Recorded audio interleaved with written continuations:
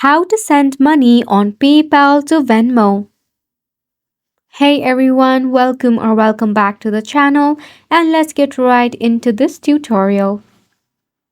To send the money on PayPal to Venmo, you can follow this quick and easy step.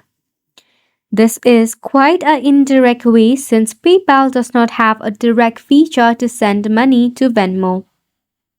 So firstly, what you need to do is you need to transfer to a linked bank account.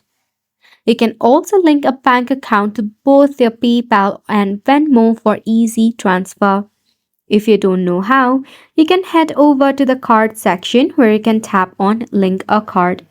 By linking on your credit card of your designated bank account, you'll be able to link your bank account to your PayPal as well.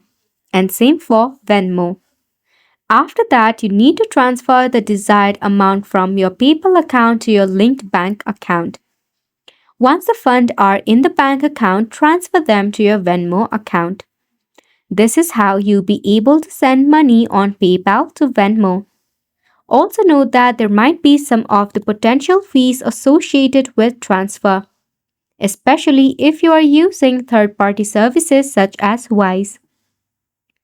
Just like that, you have made it to the end of the video as well. We hope that you found it informative and helpful to you.